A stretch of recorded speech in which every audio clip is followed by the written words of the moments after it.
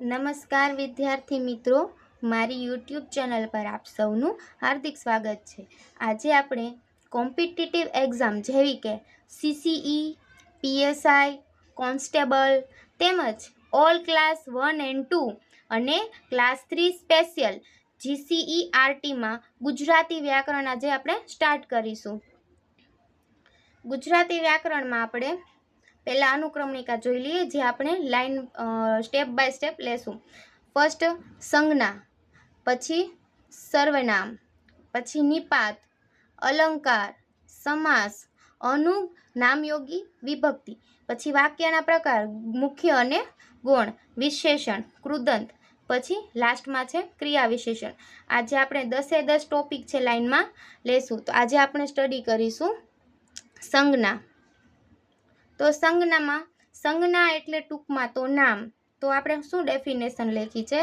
સંજ્ઞા એટલે કે વ્યક્તિ, શબ્દ, ગુણ, વસ્તુ, ભાવ કે ક્રિયાનો નિર્દેશ કરતો હોય તેને સંજ્ઞા કહેવામાં છે. વ્યક્તિ મતલબ કે સ્પેસિફિક એનું નામ જ હોય. રાજકોટ, રામ, પછી આપણે જોઈએ તો ગંગા, સરસ્વતી. રેડી? શબ્દ, ગુણ મતલબ કે ગુણના આધારે તેનો નિર્દેશ થાય. બરાબર? વસ્તુ, ભાવ કેવો? ગભરાટ થવી, સુખ, દુઃખ વગેરે. રેડી? આ બધાનો નિર્દેશ કરે. ક્રિયા કેવી? ચાલવું, બોલવું, ખાવું, એ બધી ક્રિયા કરે. અને આ બધું શું દર્શાવે? સંજ્ઞા. તો મેં લખેલું જ છે સ્પેસિફિક કે સંજ્ઞાને નામ તરીકે પણ ઓળખવામાં આવે છે. સંજ્ઞા કેવી હોય છે? વિકારી કે અવિકારી. વિકારી એટલે મેં તમને લખ્યું છે કે લિંગ કે વચન અનુસાર ફેરફાર થાય છે. લિંગ, આપણે 3 લિંગ આવે: સ્ત્રીલિંગ, પુરલિંગ અને નપુંસકલિંગ. અને વચન 2 આવે: એક વચન અને બહુવચન. તો તે બધાને અનુસાર ફેરફાર થાય.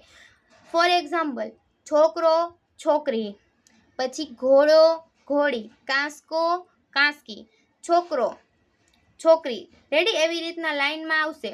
પછી અવિકારી એટલે કે દ્રવ્યવાચક સંજ્ઞા, જેને દ્રવ્યવાચક પણ કહેવાય. અવિકારી એટલે દ્રવ્ય એટલે કે જે વસ્તુમાં પાણી જેવું બધું દેખાતું હોય. હવા, પાણી, ઘી, દહીં, નદી, ખેતર, વર્ગ, લાડુ. રેડી? જેમાં દ્રવ્યનો ઉપયોગ થતો હોય. જેમાં અવિકારી સંજ્ઞામાં જોઈએ તો અવિકારી સંજ્ઞામાં લિંગ કે વચન અનુસાર ફેરફાર ન થાય. વિકારીમાં લિંગ અનુસાર છોકરો, છોકરી. બરાબર? યાદ રાખજો. એમાં કાંસકો, કાંસકી છે તે ઇમ્પોર્ટન્ટ છે. અવિકારીમાં તમારે દ્રવ્યવાચક સંજ્ઞા યાદ રાખવાની, એટલે તમને આવડશે જ તે. રેડી?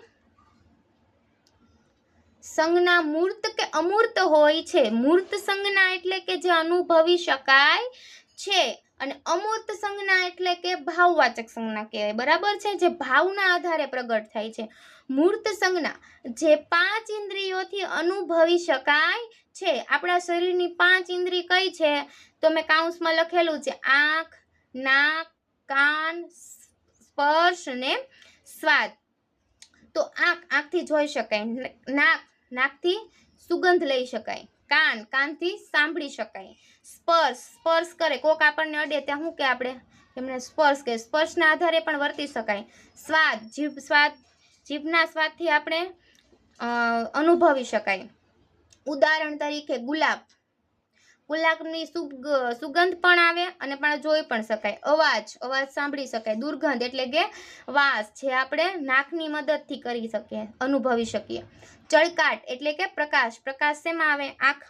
આંખની મદદથી આપણે જોઈ શકીએ. પિઝાની તો વાત જ નહીં પૂછવાની. પિઝા, બર્ગર, ફ્રેન્કી, અરે નામ તો બોલવાના જ નહીં, મોઢામાં પાણી જ આવી જાય. તો તેમાં શું આવશે? સ્વાદથી અનુભવી શકાય. એટલે કે તે શું છે? મૂર્ત સંજ્ઞા. અમૂર્ત સંજ્ઞા જે આ 5 ઇન્દ્રિયોથી અનુભવી નથી શકાતી, એટલે કે ભાવવાચક, ભાવ પ્રગટ કરે. કેવો ભાવ? સુખ, દુઃખ, પ્રેમ, ગભરામણ, વિચાર, ઠંડી, ગરમી બધું પ્રગટ કરે. તેમાં મેં તમને નોંધ આપી છે. કોઈ રૂપ, રંગ, કદ, આકાર, ગંધ તે કોઈ પણ નથી, પણ માત્ર શેનાથી થાય છે? આ તર્કથી થાય છે. આપણા મગજમાં તર્ક આવે એટલે આ થાય. આપણે સૂતા હોય ને અચાનક વિચાર આવે, એટલે આમ ભાવવાચક છે. રેડી? સંજ્ઞાના પ્રકાર કેટલા પ્રકાર છે? 6. વ્યક્તિવાચક સંજ્ઞા, જાતિવાચક સંજ્ઞા, સમૂહવાચક સંજ્ઞા, દ્રવ્યવાચક સંજ્ઞા, ભાવવાચક સંજ્ઞા અને ક્રિયાવાચક સંજ્ઞા. વ્યક્તિવાચક એટલે કે ચોક્કસ વ્યક્તિનું નામ હોય એવી રીતના હોય. પછી જાતિમાં વર્ગ સૂચવે, સમૂહમાં જૂથ સૂચવે, દ્રવ્યમાં આપણે વાત કરી એમ છાશ, ઘી, દૂધ.